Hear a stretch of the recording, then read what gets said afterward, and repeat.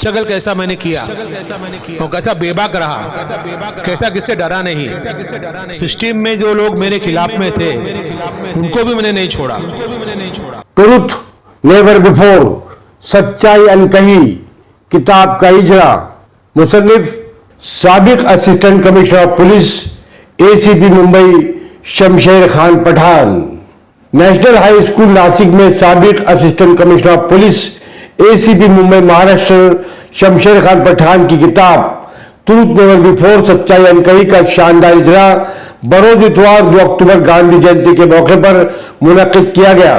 Truth never before, सच्चाई अनकही किताब एक साबिक पुलिस ऑफिसर की अपने ही बदगुमान अफसरान और ईमानदार मुंबई पुलिस वालों की अनकही दास्तान है। ट्रुथ नेवर बिफोर, सच्चाई अनकही किताब के अशात का मकसद शमशेर खान पठान की जिंदगी के नशे मुफरात से आगाही है कि किस तरह अपने तालीमी सफर से मुलाजमत हासिल करने तक सख्त मुश्किलात का डटकर मुकाबला किया, वहीं मुलाजमत के दौरान पेश आने वाली मुश्किलात और करप्ट सिस्टम से आमना सामना किया और अपने साथी पुलिस वालों आला अफसरान से मुखालफत मोल ली।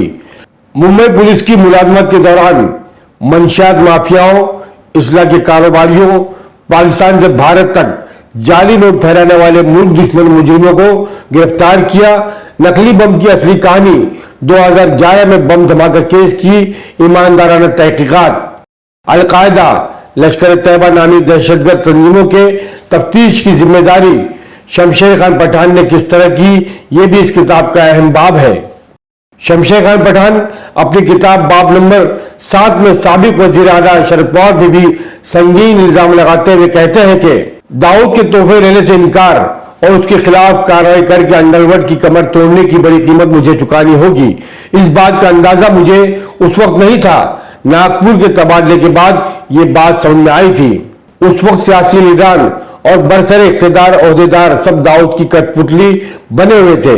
मेरे तबादले के बाद मुझे डीजी ऑफिस से बताया गया कि तुम दाऊद और उसके साथियों के खिलाफ कार्रवाई करके उन्हें तकलीफ पहुंचा रहे हो, उनकी दहशत को कम कर रहे हो और तुम्हारा यही काम वजीर आला शरद पवार को नागवार गुजरा है, इसलिए उन्होंने खुसूसी तवज्जो देकर तुम्हारा तबादला करवाया है। यह सुनकर मुझे बेहद अफसोस हुआ, क्योंकि मुल्क में होने वाले जुराइम को रोकना हर पुलिस अफसर, मुल्क की इंतजामिया में शामिल अफसरान, सियासी लीडरान और आम शहरी का फर्ज है। ऐसी सूरत में ईमानदार पुलिस अफसर दाऊद गैंग की फैली हुई गुंडागर्दी और दहशत को खत्म करने की कोशिश कर रहा है, तो वजीर आला शरद पवार बजाय उसकी सरपरस्ती करने के उसका तबादला करवाकर दाऊद गैंग के लिए राह हमवार करने का काम कर रहे थे। उस वक्त के वजीर आला शरद पवार किसकी सरपरस्ती कर रहे थे?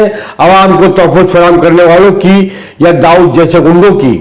मैं जैसे जैसे आगे बढ़ रहा था मेरे सामने ये बात आया हो रही थी कि वजीर आला शरद पवार एक नंबर का झूठा और बदउनवान इंसान है। जरूर दाऊद गैंग से उनके मफादात वाबस्ता रहे होंगे, यही वजह थी कि उन्होंने हमेशा दाऊद के साथियों का ख्याल रखने की कोशिश की। ऐसी सूरत में उनका महाराष्ट्र का वजीर आला होना रियासत के लिए बड़े अफसोस की बात थी। मैंने मालीगांव के निडर एमएलए नियाज अहमद से मुलाकात की, मैंने उन्हें सूरत हाल से आगाह किया, साथ ही उन बातों के सबूत भी पेश किए कि एडिशनल कमिश्नर अरविंद इनामदार और वजीर आला शरद पवार किस तरह दाऊद और उसके साथियों की दरपर्दा हिमायत करते हैं। दोस्तों, आपको बता दूं कि एमएलए निहाल अहमद और शरद पवार के दरमियान क्या बात हुई, एक तवील बाब है जिसे पढ़ना यहां मुमकिन नहीं है। इसके बाद तबादले पर तबादला शमशेर खान पठान की किस्मत बन गई थी। आइए बात करते हैं बाब नंबर 10 के एक पैराग्राफ में। शमशेर खान पठान लिखते हैं, नशाबाजी और जिस्म फरोशी कारोबार के बाद मैंने हवाला रैकेट के खिलाफ कदम उठाया था। फौरन हवाला रैकेट भी दूसरे इलाके में मुंतकिल हो गया। ये कार्रवाई फौरन रुकवा दी जाए, वरना मुंबई से बाहर तबादला कर दिया जाएगा। भयानक नतीजा भुगतना होगा, मुलाजमत से हाथ धोना पड़ेगा। ऐसी धमकियां रोज नहीं मिल रही थी, मगर मुजरिमों के खिलाफ कार्रवाई करना मेरा फर्ज था। ये कसम मैंने मुलाजमत के पहले दिन ही खाई थी। आवाम को होने वाली तकलीफ के खिलाफ कार्रवाई करना मेरा फर्ज ही नहीं, मिजाज भी था। मैं इस मुल्क का आवाम का खादिम था। पुलिस की तनख्वाह आवाम की मेहनत की कमाई से अदा होने वाले टैक्स से अदा की जाती है, इसका मुझे एहसास था। मैं मुल्क और मुल्क के आवाम के साथ ईमानदार रहना चाहता था, इसलिए मुलाजमत से हटाए जाने या दौरे तबादला करवाने की धमकियां और जो अक्सर बदगुमान सियासी लीडरों से मिला करती थी, मैं इसकी परवाह नहीं करता था। एक और बाब में शमशेर खान पठान लिखते हैं, समाज दुश्मन जावेद फावड़ा के नाम पर गरीब चने वाले का फर्जी इनकाउंटर केस को लेकर समाजवादी पार्टी लीडर अबू आसिम आजमी ने मुंबई पुलिस पर मुकदमा दाखिल कर दिया था। इस मुकदमे के मारूफ वकील थे मजीद मेमन।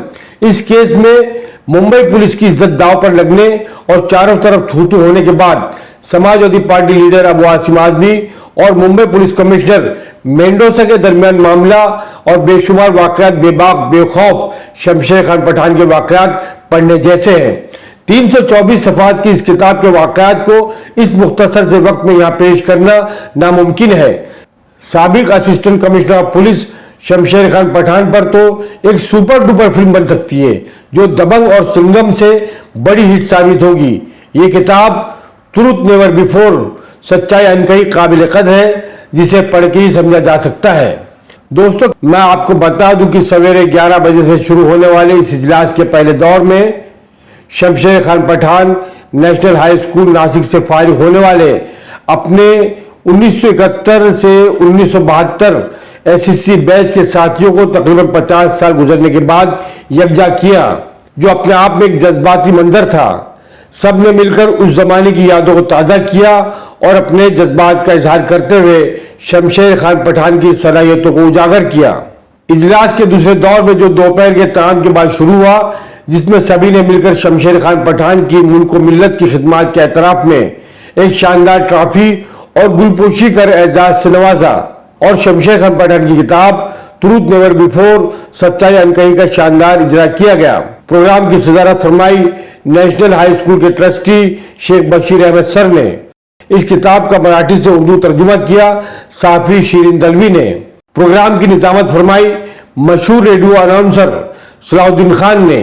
शमशेर खान पठान के उस्ताद जनाब जैनुद्दीन शेख साहब ने पठान साहब के दौरे तालीम की मुश्किलात और किताब पर सैर हासिल गुफ्तगू की। मेहमान खुसूसी के तौर पर मौजूद थे नासिर पठान साहब, अलीम शेख सर, प्रोफेसर जाहिद शेख, जनाब एजाज काजी, जनाब गौस नूर, एडवोकेट सैयद एजाज, जनाब सैयद सादिक, जनाब बशीर अहमद शेख, मुश्ताक शेख सर, ढोले सर।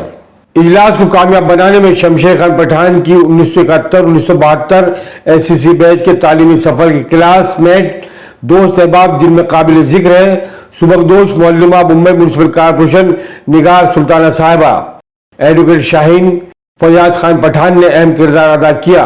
इस प्रोग्राम में खुसूसी तौर पर मुंबई से बुलाई गई आमना सामना मीडिया की शाहीन पटेल ने बेहतरीन कवरेज किया।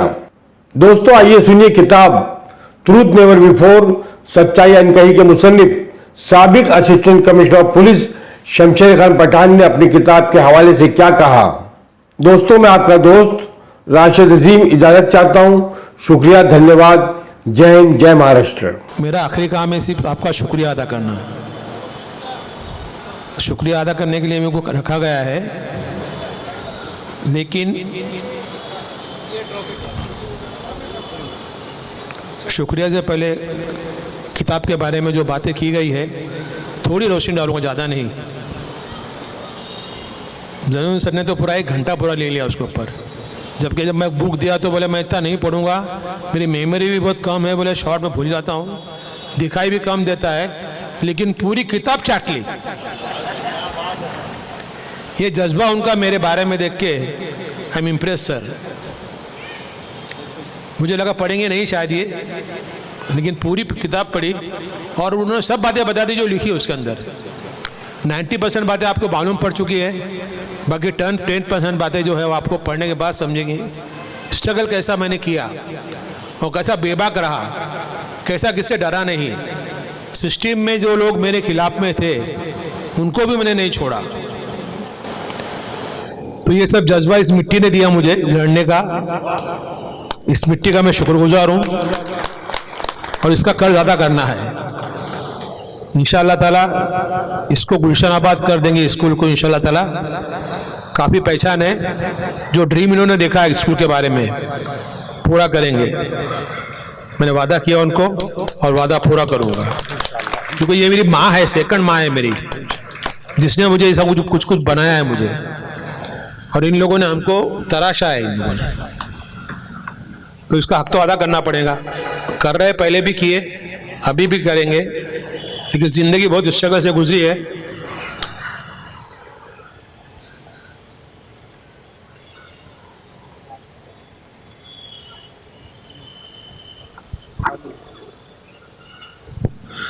अल्लाह ने फल दिया उसका, लेकिन उसका मुझे बहुत फल दिया। जगह जगह पे इम्तिहान भी लिया गया और पास भी किया अल्लाह ने। शेर आपने कहा ना, खुद कर्म होता इतना क्या तकदीर से पहले, उस लेवल पे लाना पड़ा तब जाके कामयाबी मिली। सर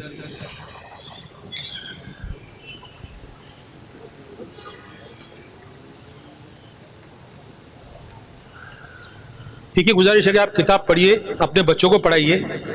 मेरा मकसद देखिए कि मेरी कौम ये किताब पढ़े और स्ट्रगल करने की सलाहियत पकड़े और इल्लीगल चीज़ के खिलाफ में लड़ने का जज्बा पैदा हो और अपने माँ बाप के लिए कुछ करे, कौम के लिए कुछ करे। उसका मकसद ही ये है। पढ़िए और बच्चों को पढ़ाइए। सब लोग का बहुत बहुत शुक्रिया। काफ़ी देर से बैठे आप लोग। अभी थोड़ा सा आप थोड़ा नाश्ता भी कीजिए। अभी मेरे मुंबई से कुछ लोग आए हैं, गाने वगैरह सुनाएंगे आपको अच्छे अच्छे। इफ्तिकार तो तैयार है गाने के लिए। किधर इफ्तिकार? अच्छा, इफ्तिकार तो एक है, एक फ्री आज मिल गया, वकार मिल गया आज। एजाज तू भी शुरू हो जा बेटा।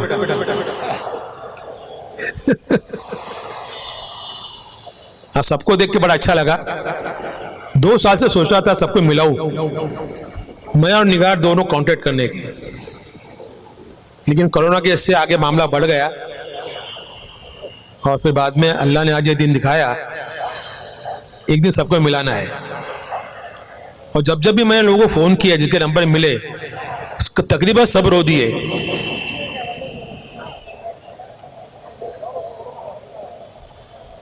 कि सब मिलने वाले बोल के। उसमें जमीला, रजिया आंसुओं से रोए। अल्लाह ने मेरी दुआ कबूल की और जो मकसद था पूरा हो गया। इसलिए उसका बहुत बहुत शुक्रिया अल्लाह का कि इतना अच्छा प्रोग्राम हो गया और सब लोग बड़े पैमाने पे आए। और इंशाअल्लाह ताला ये हर 2 अक्टूबर को प्रोग्राम चलता रहेगा जब तक की जिंदगी, जब तक के। और मैं यही चाहूँगा कि हमारे बच्चे जो है इसको कंटिन्यू करें आगे। हम है नहीं है, लेकिन कंटिन्यू करें और आगे आगे इसको चलाते रहे ताकि पुरानी यादें भूले नहीं हम।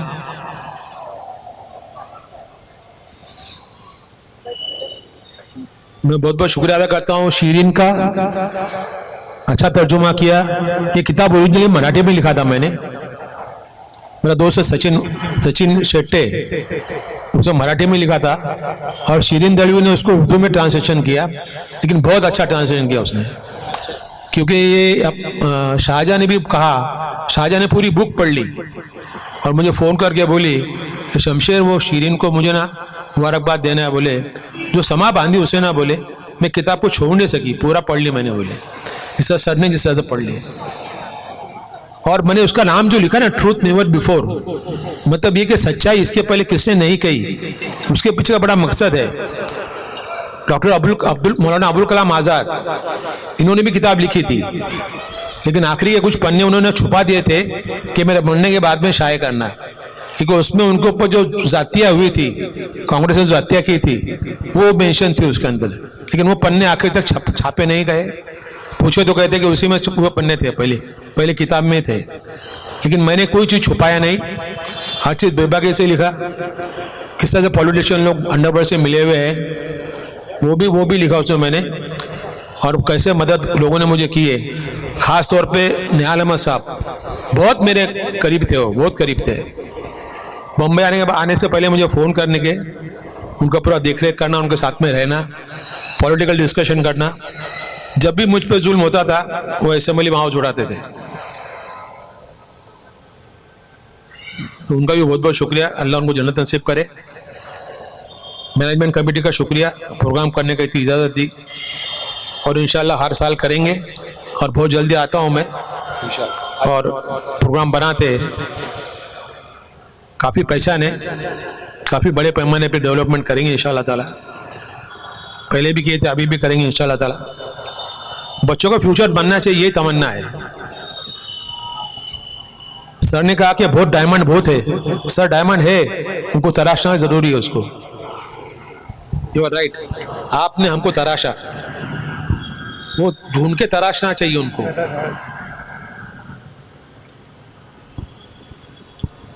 और मेरे शुरुआत के दिन में इफ्तिकार ने बहुत सपोर्ट किया मुझे।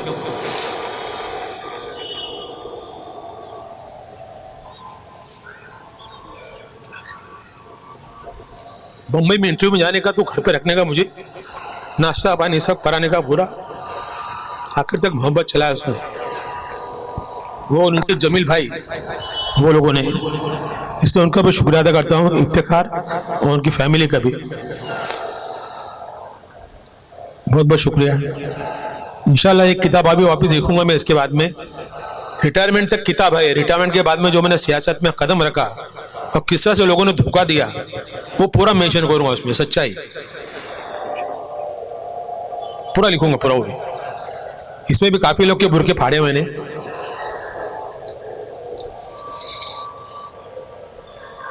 तमाम मेरे बैचमेंट का शुक्रिया और जो उनके बच्चे हैं उनका भी शुक्रिया। Thank you very much.